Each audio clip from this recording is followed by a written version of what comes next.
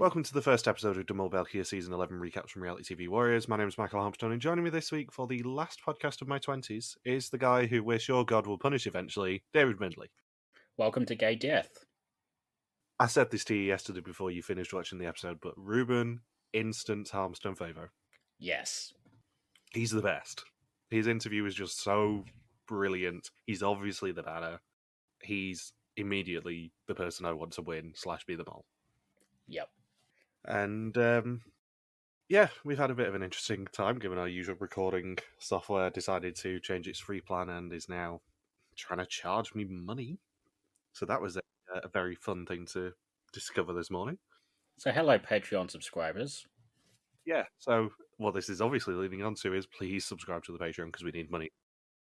And what did you think of the premiere? I liked it. Maybe it's just because, my expectations were so low after the last 10 weeks of Vidum. But this was really good. Yeah, I said on the Brothers Bar Discord that I think it's just really nice to have playful, stupid mole back. Yeah. Because that's what België is. België is very playful. It's very silly, as we saw a couple of times in this episode. It's very, very silly. But it's just nice to have a mole back with a little sense of fun. It's nice to have a show back that respects your intelligence as a viewer. Yeah. And also loves to completely troll people. For example, putting up that video of people guessing who the 10th candidate was going to be, having the numbers change, having people ring it and find out the name Steve, and then it turns out to be a complete fake out, and it's actually world-famous actor Matteo Simoni. Yeah, that's the sort of level of trolling that I appreciate from this show. Yeah.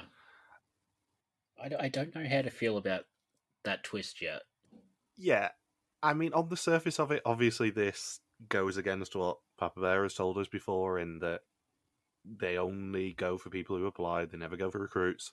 But on the other hand, I am a sucker for a twist that bombs. And this is one of the biggest bombs in mole history.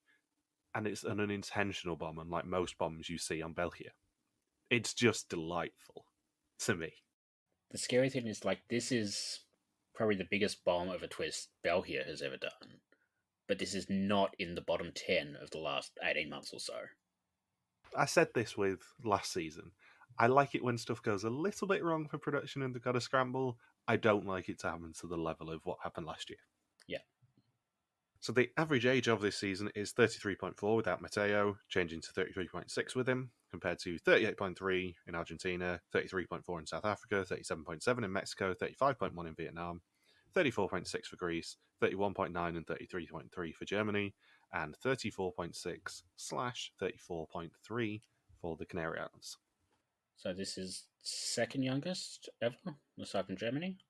Yes, so including Matteo, it's older than South Africa, and it's older than Germany, and that's it. Older than South Africa, older than Germany, and that's it. So it's third youngest. That's about the only thing that's older than Germany.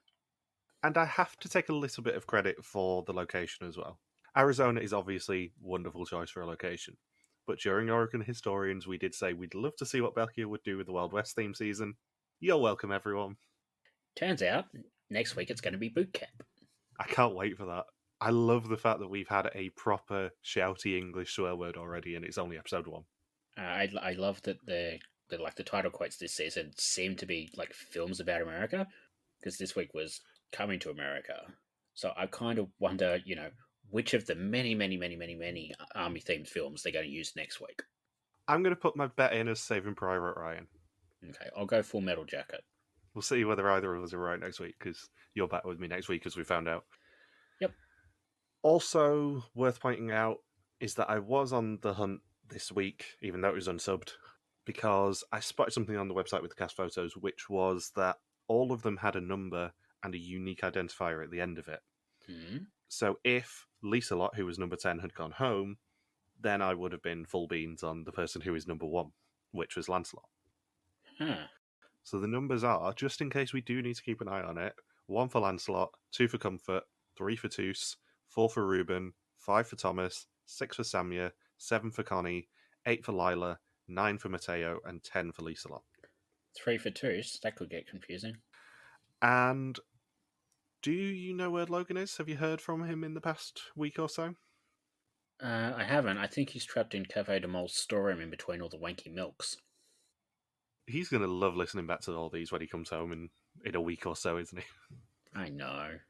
He's due home the day that we release the week 2 podcast, I think. I think he's due home on the 30th, so he's going to have so much fun listening back to all these and the amount of shit that we've talked about him. So you're stuck with me for another week, everybody. I'm sorry. There's nothing I can do about it. So we open a month before departure in Vilvoorde with the last round of selections. And I have one note here, which is just, I already love Thomas for his shirt choice. It is equal parts wonderful and disgusting. And the lights go red, and a door behind all of them opens, leading onto the Twin Peaks corridor and a phone ringing. Have you seen Twin Peaks? I think I saw like the first episode before it got weird, and then I'm like, I don't need to see any more.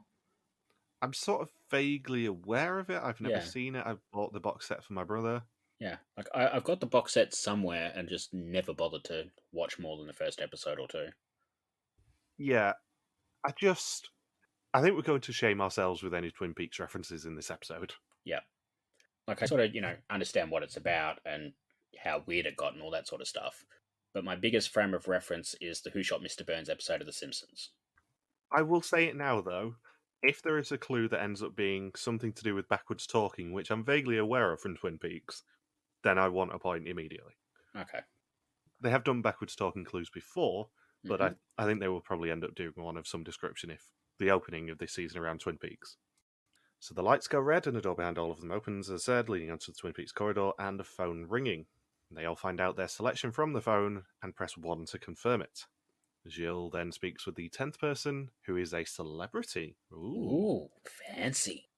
Oh my god, it's Matteo Simoni. We've all definitely heard of him. Apologies, Belgians. Okay, I know we're joking, but I think I genuinely have seen one of his films before. Is this in a Logan way, or...? No, there's a TV channel in Australia called SBS that basically does like foreign films overnight, and I'm pretty sure I've seen one of his films on there at some point because I did recognize the face. I mean, obviously, off the back of world-famous photographer Chris What's-His-Face on Vidum, I am going to keep calling him world-famous actor Matteo Simoni, just because I'm a child. Well, you are world famous podcaster Michael Harmstone. Exactly. So Matteo gets the first assignment, which is to give the group an initial present. He has to convince the other 9 that he's not Matteo Simoni, but a doppelganger. Ah, Twin Peaks reference. If he manages it, he will earn the first €2,000 for the group pot. The title is obviously from Coming to America, which is no journey is too great when one finds what he seeks. The game takes place in a very snowy looking Arizona. Each of them is obviously wearing a Stetson. Well, of course. It looks horrible in Arizona on that day. I wouldn't want to be standing in the middle of nowhere in Arizona while it snowed or hailed or whatever it was on Tuesday at that point. No. I don't even like standing undercover in a hailstorm. No, I obviously did a little bit of research on this. I think this episode may have been filmed on the 3rd of November, because it's the only day I can see on the weather for Ash Fork, where they were, where it actually snowed between November and December. They like to film around November, December time. It's the only day I can see that there was actually snow in the forecast. So it kind of lines up with when they normally do it. I don't think they'd push it into December, given how close to Christmas they'd probably all come home. No. But early November, I think this was. And they are in Ash Fork, which is 144 miles from Phoenix, although Vidum would probably still try and claim that it's close to Wilderness, despite them being 10,000 miles apart. I knew that was coming. I love that, like, throughout this episode, they sort of show the map showing how far they are from Sedona. Yeah. And every single time it came up, I'm like, that's pretty far away, but it's still closer to Sedona than, like, half the places from Vidum were to Wilderness. I had to get a Wilderness joke in. I have, on the Sedona point, been to Sedona. We'll probably come up against this a few times in the episode. I did do a few days in Arizona in 2013 when I did my big tour of America. So Sedona, very interesting place. I was only there for the afternoon. It's, if I'm thinking of the right place, it's kind of a hippie place. It sounds about right. It's one of the more liberal places in America, I seem to remember. Yeah. So Jill appears on a radio and tells them that they are split into two groups and it is time to face one another for the first time. Group 1 is Thomas, Comfort, Steve, and Lila, and Group 2 is Samia, Ruben, Connie, and Lancelot. Steve immediately gets compared to Matteo Simoni, world famous actor. For their first challenge, they must stop the clock by Jill in exactly an hour, with 2 minutes buffer either side. The clock is 2 kilometres away from both groups, and each candidate who makes it on time is worth €500 for the pot. To help them along the way, they have some tools, an hourglass, a glass of water, a compass, a video of Usain Bolt running the 100 metres, a grandfather clock, candles, a smoke detector, paracetamol which dissolves in 30 seconds, and a lighter. You know, all of the standard things. Yeah, there is an obvious trick one, I think, on this one. And it leads into my suspicions for the week, actually. I think the hourglass is the trick one here.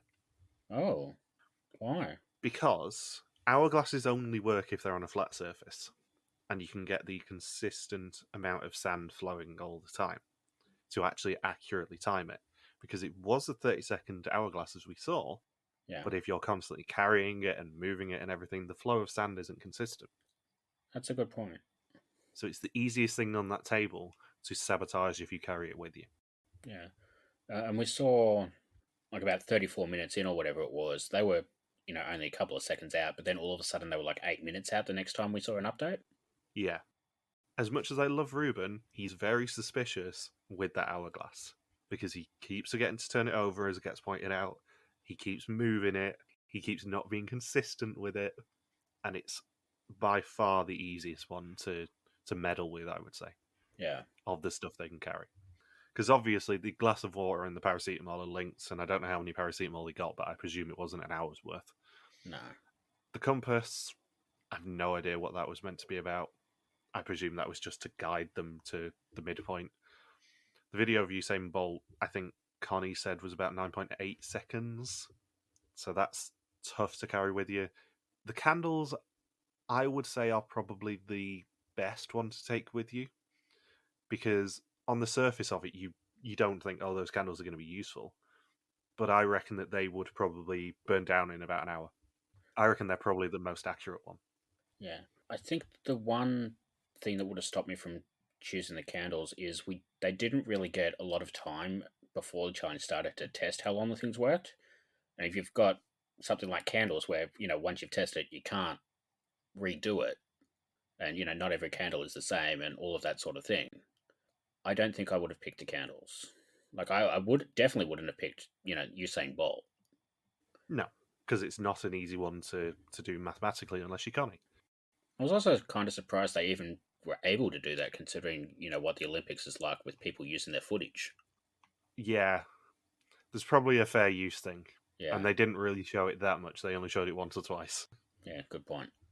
So talking of Connie, she's a 58-year-old maths teacher. Everything is data to her, and she's been teaching for 36 years, which is, of course, a square number. The other two, Lisa Lot and Toos, meet Jill in a very snowy field. As part of the call, they were also asked if they wanted a ticket to episode 2, otherwise known as the first exemption of the season. They were the two fastest to accept the offer, despite the threat of personal risk. Tom was also pressed, as did Comfort, Lila, Lancelot, and Connie. Jill only has one exemption, and there are two quick people in front of him, so that calls for a good old-fashioned duel. Win the duel and you win the exemption, lose the duel, and you're out of the show until the test.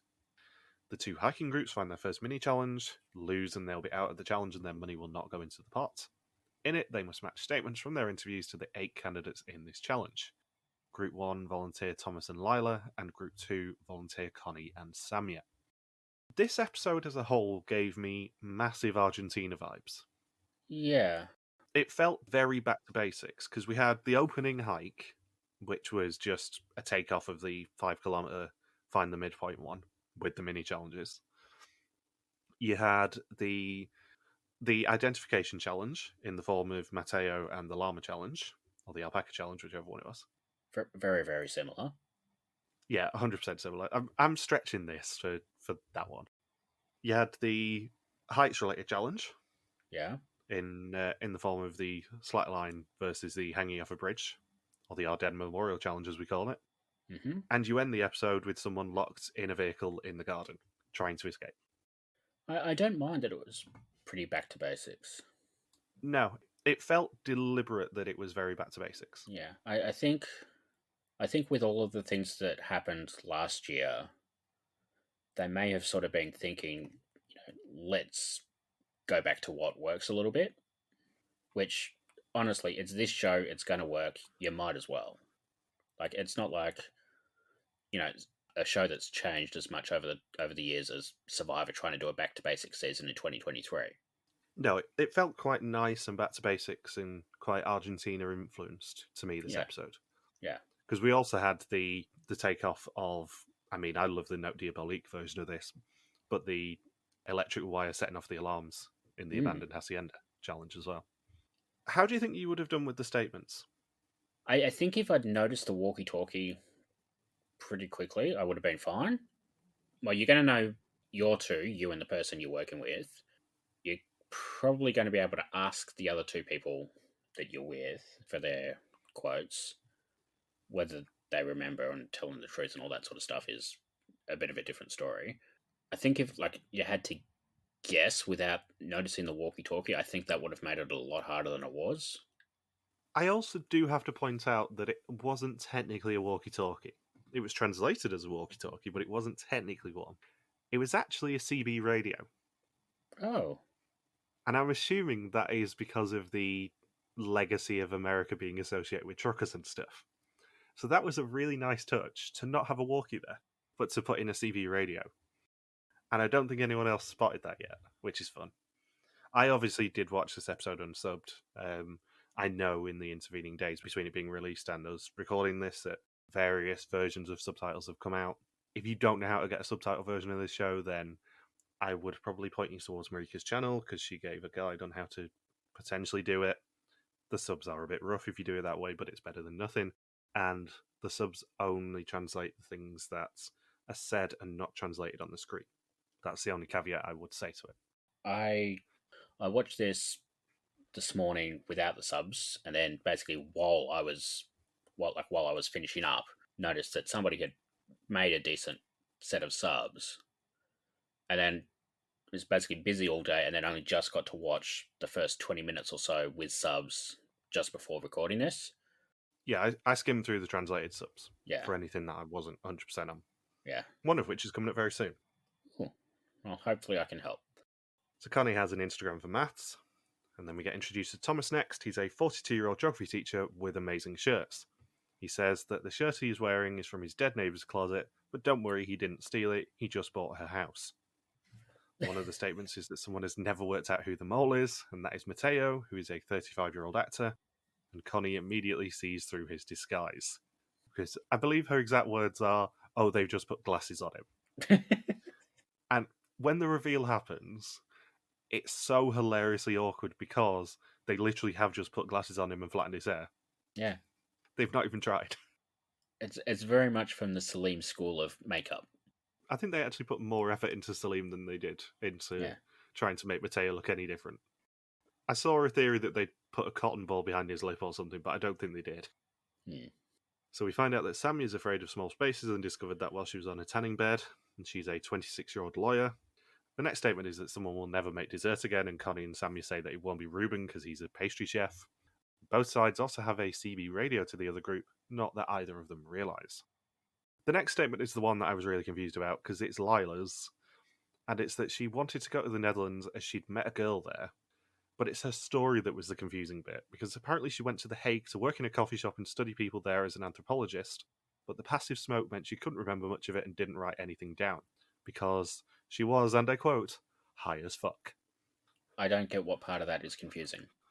Well, I was confused until I read the translated subs of that, as to what it was. Because I kind of got bits of it, but I wasn't 100% on the connection to why she was working in a coffee shop and things. That makes sense. So the non-playing pairs need to decide when to leave as they can't miss the hour-long clock. And after 16 minutes, Thomas spots the walkie-talkie and they begin to communicate. Lancelot is a 27-year-old estate agent. Next note from me, Christ, they want me to hate these jobs.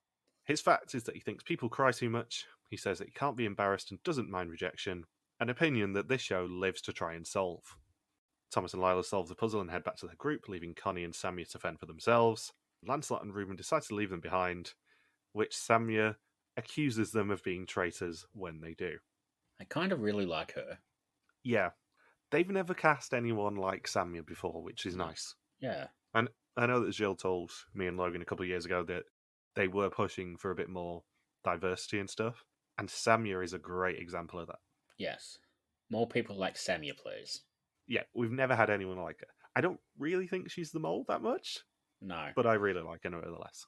Yeah. I mean, spoilers for later, but I've put her sort of right down near the bottom of this list. And sort of like 90% of that is the Australia Mole 6 situation where it's like, Would they really? yeah, basically. And yet Comfort is at the top. Yeah, it's the would they really aspect of this. But Yeah. I will also cast your mind back to Mexico, where we basically went the would they really cast a priest as the mole? And the answer is yes. Not that he's a priest anymore. So instead of shooting each other, Lisa Lot and Two shoot mirrors of each other. They get one shot and one chance. And I do wonder what would have happened if neither of them had hit.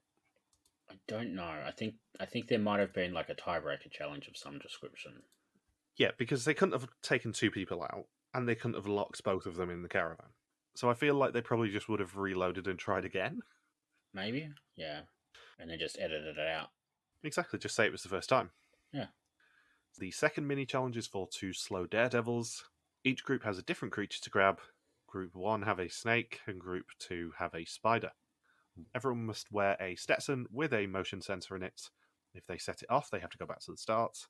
One person must place their animal in the correct cage by identifying its name to succeed in the challenge. Would you rather have... You're going to ask the same question I was. Would you Okay. rather have done the snake or the spider? Snake? Yeah, I think snake would have been easier to control. Yeah. Like, I don't think I would have had too many issues with either of them. But being Australian, I'm well aware that I have a different mentality towards spiders and snakes and all of that sort of stuff than, say, the average Belgian. Yeah, I was going to say Australia's sort of trained you to not be scared of any wildlife particularly. Everything down here is trying to kill us, and nothing has succeeded yet. So Lancelot sets his alarm off quickly, but Comfort manages to grab her snake, which is a gynecologist she shouldn't have much experience with. I'm proud of that one, okay? I know. So she's a 32-year-old gynecologist. In a game, she is in the Go Go Go group, but she isn't a poor loser. Will she get frustrated with someone losing on purpose? Of course she will. The three snake types are the long-nosed snake, the ground snake, and the king snake, and Steve is sure that it's the king snake they're looking for. Lancelot gets the spider, and each group has the identification board for the other. The spiders are either the wolf spider, the rosehair tarantula, or the Arizona blonde, which I'm also pretty sure is a pale ale. So Ruben is a 22-year-old pastry chef, and his mum told him that he had to stop saying God for dummer because one day God will punish him. 2 seconds after he said that God didn't exist, a bird pooed on his forehead. Hands down, the best anecdote we've ever heard on one of these intros. Yes. For many reasons. One, it gives me the first opportunity to go, "Hot for dummer," like Lloyd. But two, more importantly, it tells us everything we need to know about Ruben. Yep. Like, we get nothing of his job and nothing of him being the youngest of the group or a pastry chef. We just get, oh yeah, he's got a really religious mother. She doesn't like him saying "Hot for dummer." And he was like, "Yeah, mum, God doesn't exist," and then a bird shits on him. Perfect. So Lancelot somehow selects the right one, which is the Arizona blonde, and he and Ruben complete their challenge, and they decide to just keep walking. Matteo places the snake in the king snake basket, and they also complete their challenge. And Ruben and Lancelot reach Jill, who tells them that the time will stop when they press one of the two buttons beside him, one for Liselot and one for Toos. Only by correctly identifying the winner of the exemption will they earn money. Liselot and Toos try and blame each other for winning, and if they are correctly identified, they will lose the exemption if the group earn money. Only the people at the button when it's pressed count for the pot, so they maybe should wait for the other group as well to earn the most money. However, Ruben and Lancelot think they're running low on time, so make a quick decision and pick Toos. He did indeed win the exemption, earning them €1,000 if they're correct. However, the button was pressed at 53 minutes and 52 seconds, meaning no euros of 4,000 for the challenge, and Toos is through to episode Toos.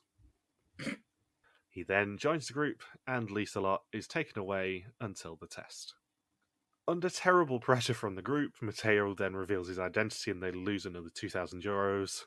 And by terrible pressure, I of course mean Connie saying once to him, "You're Matteo Simoni, aren't you?" And he's just like, "Yes, I am, whatever." God, he was. I don't want to say he's bad at it, but I kind of feel like, if you're such a famous actor, you'd kind of go into something like that with a bit more of a plan. You'd stand up to the pressure a lot more than he did. Yeah. Like, he seems like a nice guy. Unlike a lot of the stunt casting and unlike a lot of the recruiting that Vidum does, he has definitely seen the show before. He is actually a fan. It Yeah. just so happens that he was presumably talking to one of the producers at a party or something and mentioned it, and they went, "Oh, yeah, we might be able to do something about that." Because he was recruited. We know that from Café de Mol, apparently. Yeah. He didn't apply like everyone else, but he is actually a genuine Mole fan, by the sound of things. Did we ever see him in the interview room? Yes. Yeah, because we didn't get a proper interview with him, but we did see him in the interview room because of the Matteo being a 35-year-old out of it. Oh, yeah. Like, I don't mind that they did a twist like this in America where, celebrity is part of the culture. It's just, a less telegenic part of the culture than Stasi interrogations or... God, that sounds weird to say. Like the sort of examples you can come up with from past seasons. It just feels a little bit more superficial, which isn't DaCosta's fault. No, I'll say the best thing about this for me is what it brought out in everyone else. Because everyone else was super starstruck, and we just get Ruben fangirling for the rest of the episode. And I think that's what kind of makes this twist work more for me than anything, is the fact that everyone just goes, "Oh my god, it's Matteo Simoni. Oh my god, it's him." And they just kind of can't believe. The funniest thing is, like, I looked up his IMDb. It doesn't even look like he's that big a name in Belgium. Oh no, he's a world famous actor. I don't know what you're talking about. Like, recognizable and all that sort of stuff. But he's not like A-list or anything. He's more... God, here's a good example. Is he more or less famous than Thomas Camet, the only other Belgian actor I know? I would say less. Okay, that's the level we're working with. Fine. Yeah. Like, I feel like sort of somewhere in the realm of, like, Zach Galifianakis. Ah. Yeah, so, like, not a huge name. Okay. But, one that sort of, you see his face, you'll sort of vaguely recognize him. So the 9 candidates who are still part of the episode then drive to their first overnight location, which, as we said, was Sedona. And Ruben says he doesn't have posters of Matteo in his room, but he may have a keyring. And as they've not learnt their lesson from last year, there are only 4 rooms in the house that they're staying in, so people have to share beds. Obviously, Ruben and Matteo have to share, and he says he's going to think of it as just sleeping with another candidate. Okay. And the best news for him is he now gets a bed all to himself. Lieselot leaves him a note, and Comfort immediately checks the photo just in case it's hiding an exemption. And then at dinner, Gilles hands out the mole books to make it official and tells them that Lieselot's favourite colour is pink. And because they're nice, they do leave the pink mole book for her. 9 of the 10 wake up in Sedona on day 2, and Matteo and Ruben are already getting closer in the hot tub. And then Gilles comes in and tells them they'll be immersing themselves in the culture of the US today, and the word of the day is line dance.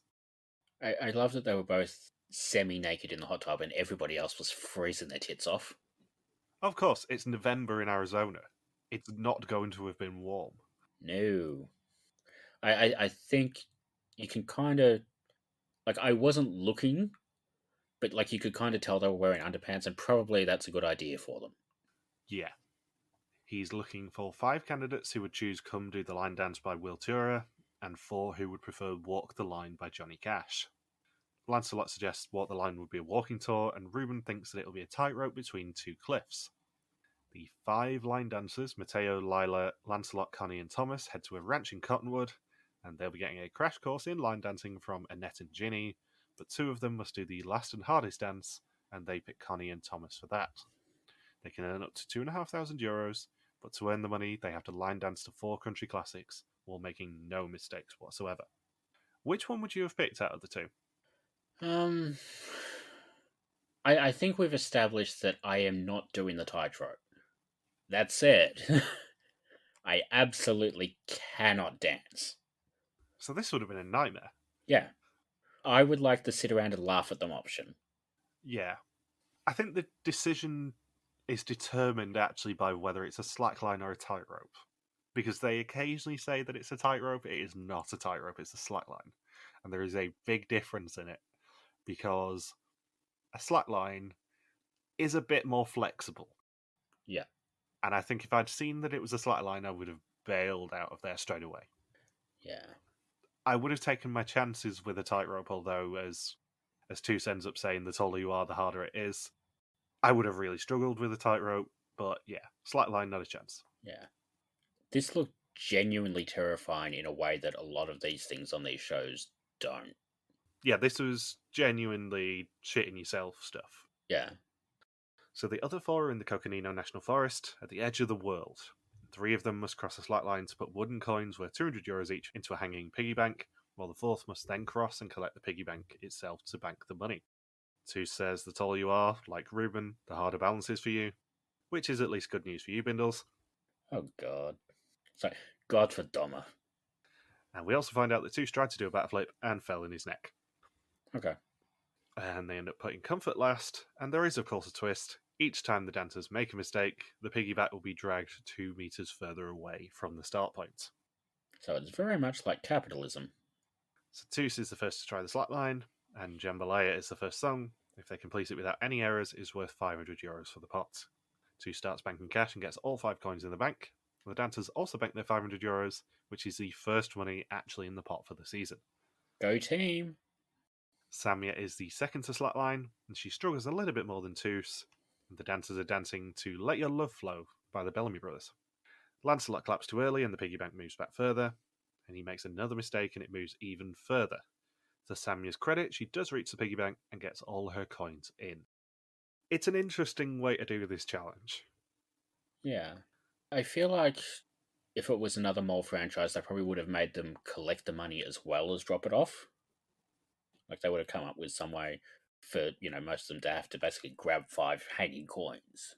I mean, Australia's 6 100% would have done that. Yeah. They probably would have had them have to walk over it and hit it with a bat or something. Yeah. And then, however many of them you hit with a bat decides how many jokers you get for that test. Now, how many jokers someone else gets? Because you can't give yourself stuff, that's too easy. Oh, no. So Ruben is the third to slackline, and the final dance is to These Boots Are Made for Walking. Matteo makes a mistake, and as Ruben is about to put his coins in, the piggy bank moves. He gets 2 coins in before Matteo makes another error. And the thing that I thought was very interesting is that, unlike most of these sort of challenges, they seem to know that it's the dancers when it moves. Yeah. They don't usually tell them that. They definitely didn't with the Note Diabolique, and I don't think they did with the Electric Wire in Argentina either. So I think it's actually quite interesting that they're being completely transparent with them rather than just going, psych, we're just annoying you. But still, fucking country dancers. I also love how Ruben was told to stop saying hot for dummer, but then says fucking a lot when he's on the slackline. See, he followed the rules. Yeah? He did what he was told, kind of. God doesn't care about your fucking.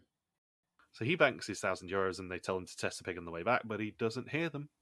And then Connie and Thomas do the last round of dancing to Wheelchairers Come Do the Line Dance, and it is worth €1,000. Comfort does the walk, and all she has to do is unhook the piggy bank and bring it home. Don't worry, Comfort, this won't hurt a bit. Thomas makes a mistake, and the piggy bank moves, and Connie claps when she shouldn't, so it moves further, and she makes another mistake, moving it 6 meters from the start point. Comfort reaches the piggy bank and gets the carabiner, but it's a bit of a tough balancing act because she's not very tall. She falls off the line, and they lose the €3,000. And that gives them a total of €500 of 5,500 for this pair of challenges. They wake up on day 3 in Sedona and get to have a picnic. Nothing could ever go wrong at a picnic. Oh no. Mateo can't seem to open the cream cheese dip, and Sammy jokes it's because he usually has people to open things for him. When they return to the house, they find the test laptop set up with Lieselot's name pre-filled and her mole book on the desk. There is also a red telephone which begins to ring, and the voice tells them that Lieselot's test will begin in 30 minutes. They're connected to her, and she asks for someone from West Flanders to talk to her, so Thomas takes over. She's locked in the caravan in the garden. If they get her out before her test, she can get a bit of information on what's happened so far, and potentially get through to the next episode. She asks for Toos, and they made a deal that he would help her if she lost. He tells her the truth when the group asks him what he said, and she can also earn them up to 3,000 euros by lifting a 25 kilo block, but to earn the money, she must of course escape the caravan. I tried to work out how quickly that money clock was going up, because they obviously, from a fairness point of view, have to make it more than 1.7 euros a second, so that if she escapes on time, they can earn all of the money. So I think it was slightly more than 1.7, but not too much more. I think they would have had to get her out sort of 28, 29 minutes with her holding the block continuously to be able to get all of the money. Maybe it was just, 2. Yeah, I don't think they had much buffer on it, but they did say up to 3,000 euros. Yeah. So to free her, they must find the key, and the information on where the key is in the caravan itself. The key is hidden behind the hands of one of the clocks, right in front of their faces. It's nice to know they're keeping the shit we hid in clocks industry busy. They are. They must have a standing deal at this point, I think. Yeah. Because you've got to assume when they book them into a villa like that, they scope out all of the hidden places that they can do shit with. Oh, yeah. I mean, it's not on the level of Germany's castle, where they did just take over, like, half of the castle for it. But hiding stuff in clocks is just delightful, especially as you do have to be really, really close to the hand of that clock to actually spot the key behind it. Yeah, look how many people, looked right at that clock and did not see it. Like, we get about 4 or 5 close-ups of people staring at the clock and not seeing the key. So Lieselot tells them there is only 12 minutes left on the clock when there is more than 20. The others search the house for the key, and after a lot of hunting in the caravan, she finds a sign about where the key could be. Matteo messes with the clock and they start to tear it apart. Connie finally finds the key attached with 10 minutes left, although she is told that it is only 5 on the clock. If only they had a clock they could have checked. Yeah, that's the thing. Like, they did establish that there was clocks on the microwave and on the oven and stuff. They probably should have been keeping a closer eye on that. I presume the clock that the key was hidden on was deliberately turned off or something. But still. And, brilliant gameplay from her part. Both, try and get to rush a little bit, but also stops them all from doing that sort of strategy you get sometimes where they basically just run out the clock and arrive 30 seconds too late. But then, she wastes it all by, getting out with 10 minutes left and then spending half of it hugging people and fangirling over Matteo.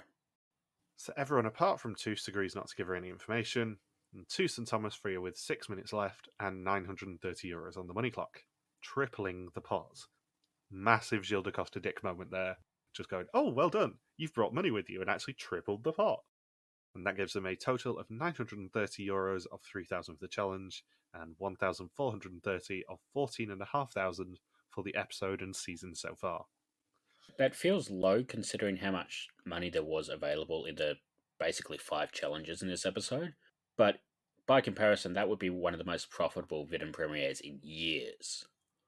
The only way they could have made the caravan twist funnier, I think, is if Matteo was the one in the caravan. If he had been greedy and gone, oh, I want an exemption to episode 2, and completely and utterly ruined the 2,000 euro twist because only one other person would have seen him, and then got himself locked in the caravan for 95% of this episode. Yeah. Absolutely beautiful production. I suspect they probably said that Matteo wasn't allowed to do it, which is a shame, but I just love the idea that Matteo could have been the one in the caravan and completely negated all of this twist. So everyone gives her broad information about where the 500 euros came from before Gilles walks in and tells her that it's time. It is time for the test. 20 questions about the identity and actions of the mole. Whoever knows these goes home except for the mole who can never go home. Toos has an exemption to episode 2. Lancelot says Ruben wasn't really involved in the first challenge. He kept forgetting to turn the hourglass over and had to be reminded.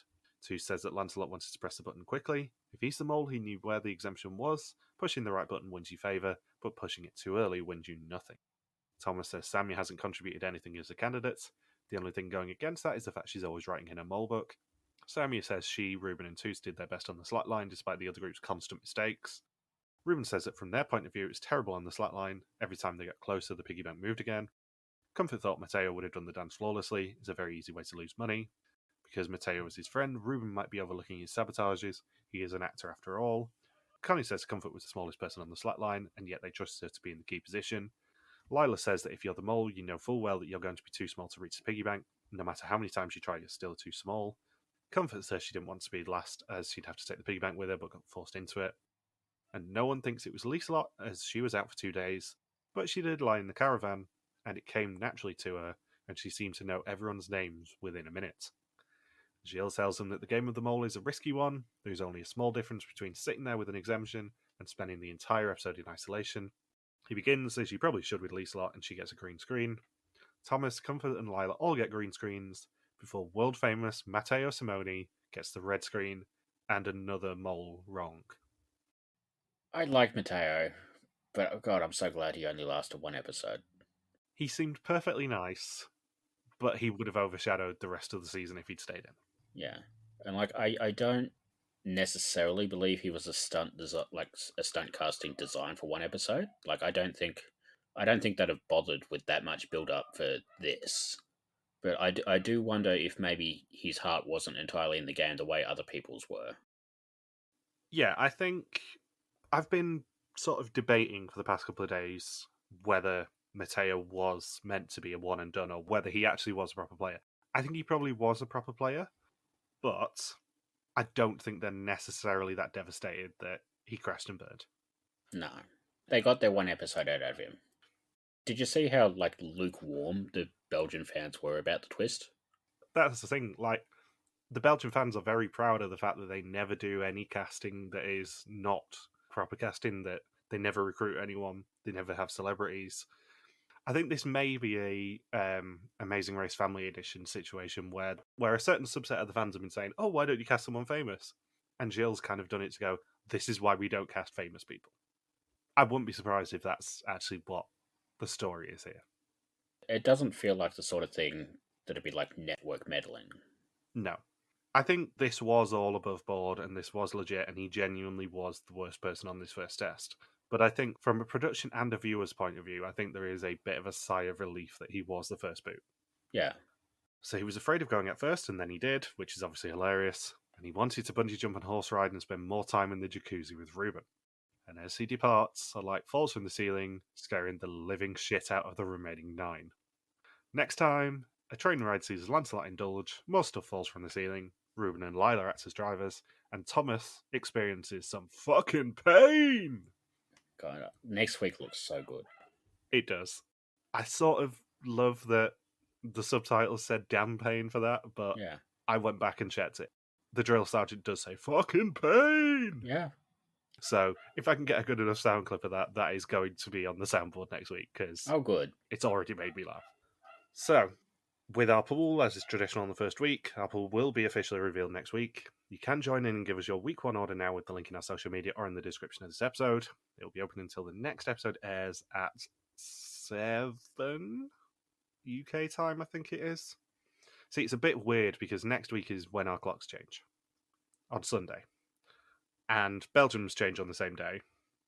And I think it is 7 o'clock UK time that België is airing this season, which means 8 o'clock Belgian time. That's when it's going to close anyway. I'll get the notification when it does it. As Logan won last year's pool, he will get first draft and will alternate until we both have 4 people. Whoever's left over will go to the team that loses someone next week, and in the event it's a double execution, then whoever gets the first red screen will get the bonus person. In the Suspect List, we are back for Season 2 of Suspect List, the new version at least. You can do the Boswell Suspect List each week at suspectlist@rtvwarriors.com, or the link in our bio. It is all updated by the time that we record this, which is Tuesday morning. I've already done all the admin for it. Please pay close attention to Mateo's picture, because I did do a very special picture for him because I couldn't get a clean one, and it did make me laugh. Final questions. Yeah. Who do you suspect? I think first I'm going to put Comfort. I feel like she ended up like not as badly as Yura and Venom, but I think she ended up in the right place, sort of doing the right thing a little bit. And then Ruben and Lancelot for similar reasons. Thomas in 4th. I don't know why. I just had like a weird feeling about him. And I don't think he was doing that much suspicious except being a crap dancer, which a lot of people are. But I don't know. Connie in 5th, I think she was sort of doing a lot of decent sort of subtle subterfuge a little bit. Lila in 6th, just sort of process of elimination there. I don't think you'd put the mole in the situation to be in the duel in the first episode potentially miss out on the entire episode as in this like the season premiere. So I'm going to put Tus in 7th, Samya in 8th for basically what I said before. I think if you're going for diversity, I think it sort of undercuts it a little bit to make somebody like Samya the Mole. And I think, as much as, I know you can't say they would never do this, I think that's the sort of thing I don't think you would do. I think she'd be a great mole. I don't think they would have done it. Maybe if it was like a situation where we had people like Samya like every season and we could basically do what Vidum has been doing with the gay contestants lately and just making them the mole every year.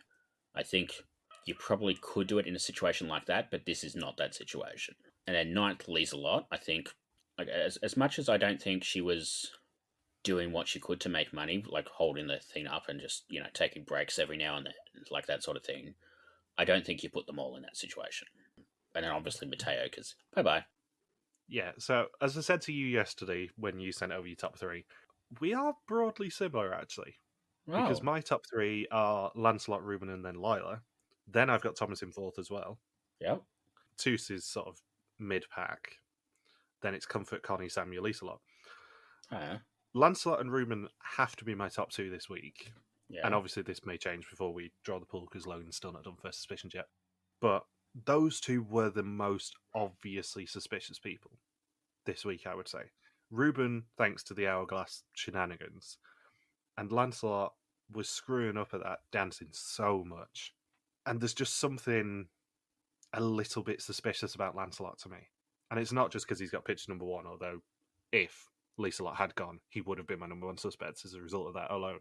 But I think because he was picture number 1, I was watching him a little bit closer anyway.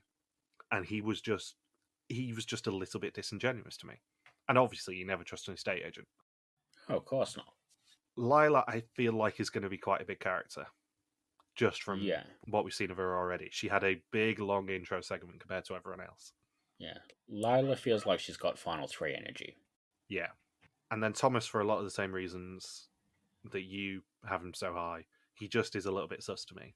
Yeah. Tus and Lieselot both suffer from the fact that, as you said, you would never put them all in that situation to be out of the game potentially for so long. Yeah. And then Comfort, Connie, Samya, I kind of have all clumped together. I didn't see anything that they did that was particularly suspicious. Comfort kind of let herself get led into being the last person on the slack line if she is the mole. Yeah. But I don't think she really did too much sus in the first challenge. And then, yeah, obviously Lieselot is the last suspect. I think she's probably going to go next week, to be honest. Yeah, it feels like whenever they do that sort of twist where somebody's missing for a little bit in the first episode, then they leave pretty quickly after. Yeah. Have you got anything else you want to say about this episode? Not really. I will say Arizona looks lovely. Like, it looks a lot better than I was expecting it to when I heard that was the location. Yeah, when we said this with Oregon that they need to do a proper Wild West season for Belgium, I think I did mention Arizona as a potential one because there is some beautiful, beautiful scenery in Arizona. And especially that time of year, they're going to have a lot of opportunities to go to places that maybe would be a little bit crowded normally in summer. So there's going to be a lot of impressive scenery, I suspect. And I think they're going to do a lot better at nailing the American culture aspect than Vidum did. Like, Oregon is one of Vidum's sort of better seasons in terms of that sort of thing. But every now and then there was a challenge was like, go over here and put these signs in alphabetical order. I don't think we're going to get like those sort of generic sort of challenges you can do anywhere out of this season. Yeah, I agree. So, thank you for listening to our Mol België Season 11 recap. We'll be back next week to continue the hunt for our newest mole in Arizona. Don't forget you can contact us on Twitter, Facebook, YouTube, or Instagram where we are RTV Warriors, or you can email us at contact@rtvwarriors.com. Bindles is on Twitter at The Grim Recap, and I'm Jay Harmstone. You can also support us on Patreon at patreon.com/rtvwarriors.